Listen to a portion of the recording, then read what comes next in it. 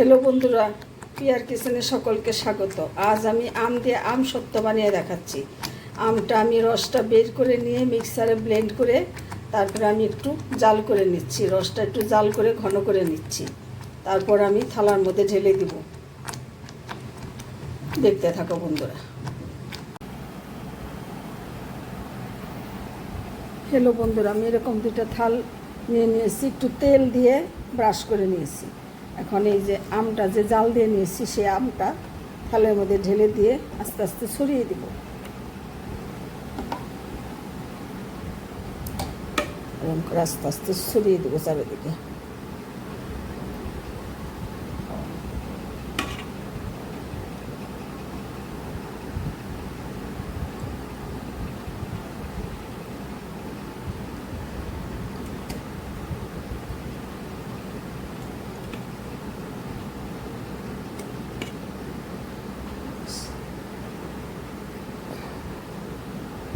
এরকম এক থালে দিয়েছি, আর একটা থালে আবার দিয়ে দিচ্ছি।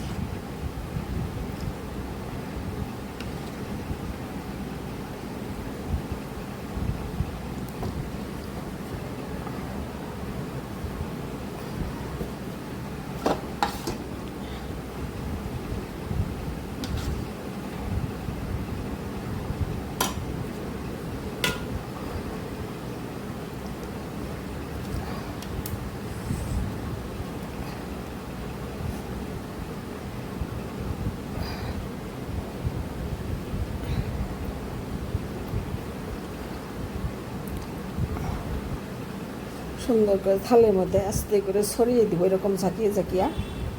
তারপর শুকিয়ে গেলে উঠে নিব।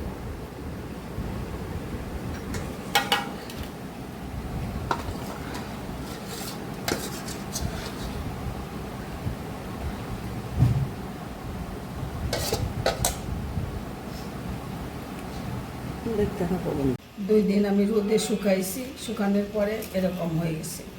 এই যে একটু টান দিলাম, সম্পূর্ণটা এইভাবে উঠে গেল। এই দেখো কত সুন্দর হয়েছে। আমি 2টা থালের মধ্যে দিয়েছিলাম, 2 থালেরটাই এলো।